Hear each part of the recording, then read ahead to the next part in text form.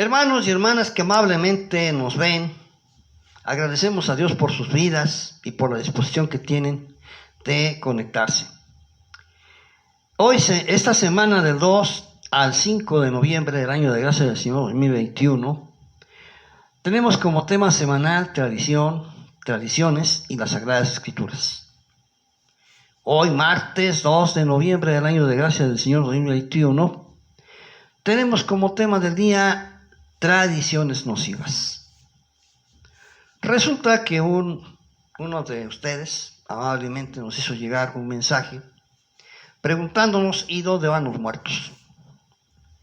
Y que es efectivamente un tema del día porque es el tema en que nuestros compatriotas celebran a los santos difuntos. Según sus tradiciones, el día de ayer llegaron los niños a tomar de las ofrendas sus dulces, sus chocolates, sus platillos favoritos. Hoy están llegando los mayores a lo mismo. ¿Qué podemos decir de estas tradiciones? Bueno, en realidad la tradición como tradición no es propiamente algo malo. El tradicionalismo, sí, porque el tradicionalismo es la adoración de la tradición, donde la tradición se convierte en un ídolo. La tradición deja de ser lo que realmente es para convertirse en una cristalización de la historia, en una cristalización de la leyenda. Podemos decir que es en un fósil ideológico. Y entonces es cuando sí se convierte en una tradición nociva. En el caso concreto de los que vienen o no vienen a disfrutar de las ofrendas que en múltiples hogares mexicanos se les ofrecen en estos días, la palabra de Dios nos dice concretamente en Lucas capítulo 16, versículos 19 al 31, y en general en toda la Escritura, que cuando una persona muere, si murió en Cristo, simple y sencillamente se va con Cristo. Va a descansar en el Señor. Dice Apocalipsis en el capítulo 14, versículo 13. Bienaventurados los que de hoy en adelante mueren en el Señor. Sí, dice el Espíritu, porque ellos descansan, porque sus obras con ellos siguen. Entonces, obviamente no vienen. Toda la Escritura, desde el libro de Samuel hasta el Apocalipsis, nos hablan de que los difuntos simple y sencillamente se quedan en donde tienen que estar. Ahora bien, ¿qué es esto de ofrecer las ofrendas y todo eso? Bueno, tenemos que entender que en nuestras tradiciones mexicanas hubo una mezcla de nuestras culturas prehispánicas, completamente paganas, completamente ajenas a cualquier noción de Dios, simple y sencillamente porque no tuvieron oportunidad de recibir el Evangelio. Y luego una versión del Evangelio que les llegó también paganizada. Entonces se mezclan estas dos culturas y entonces forman lo que se llama un sincretismo. Sincretismo es la mezcla de lo bueno con lo malo que produce algo que no es ni bueno ni malo. Sincretismo es algo que ocurre cuando se mezclan verdades o mentiras de tradiciones diferentes y dan como resultado una tercera tradición que no representa ni la una ni la otra. Eso es lo que pasó en México. En nuestras culturas prehispánicas existía, como en todas las culturas primitivas, la primera forma de buscar lo trascendente es enterrar los muertos. Eso diferencia al ser humano cuando empieza a ser humano de antes, que era un simple antropoide, cuando empieza a enterrar sus muertos. Los animales no saben enterrar sus muertos, pero cuando un animal deja de ver simplemente el cadáver y empieza a enterrar su muerto, está empezando un proceso de hominización. Así sucede con el homo. El ser humano, antes de aprender a enterrar sus muertos, es todavía un antropoide, un animal con forma humana que todavía no deja de ser animal. Entonces, cuando empieza a enterrar sus muertos, el siguiente paso es recordarlos. Y al recordarlos, sobre todo cuando son muertos venerables, ¿no? Como los padres, los abuelos, que dejan una huella sentimental muy fuerte en la mente de las personas, entonces se convierte en el culto a los muertos.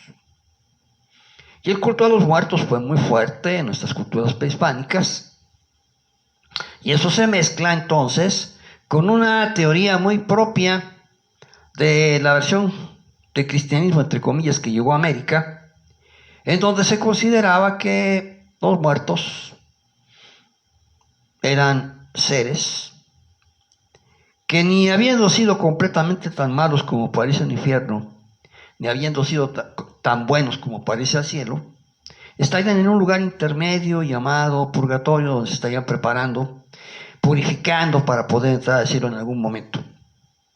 Se mezclan las dos ideas y entonces, bueno, si están en el purgatorio pueden venir a darse una vuelta por acá. Y en estos días que se recordaban, bueno, pues entonces pongámosle algo que les recuerde el cariño de los que estamos vivos. Y así se pone la foto, la bebida favorita, el platillo favorito, y luego ya se va perfeccionando los demás elementos de la tradición. Tómese en cuenta que esta tradición tomó 300-400 años para cristalizar en lo que ahora conocemos. En la época de la colonia no era así, tampoco en la independencia. Ahora como la conocemos, más o menos cristaliza en el siglo XIX. Entonces, ¿qué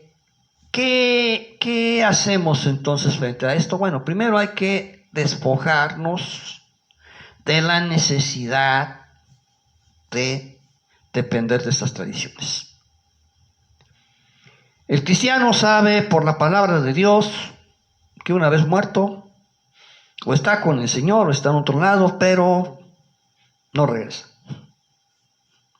De tal manera que no hay más que gratitud a Dios por sus vidas y el recuerdo que nos dejan. En ese sentido, ¿verdad? Si alguien quiere pensar en su ser amado que ya no está con nosotros, recordar las cosas agradables y quizás hasta las desagradables, a veces hasta con complejo de culpa, bueno, es un asunto muy personal, pero desde el punto de vista cristiano, nosotros descansamos. Descansan ellos porque ya están en la condición en la que tienen que estar conforme a la misericordia divina, y no nos toca a nosotros juzgar si fueron buenos o malos, ni tampoco pensar, suponer o imaginar a dónde fueron. Simple y sencillamente ya no están. Y por el otro lado, ¿verdad? Nosotros, sí, tomar conciencia que un día tendremos que estar ante Dios. Y cuando estemos, ¿qué le vamos a decir en cuanto a lo que hicimos con Él? No con los humanos, con Él.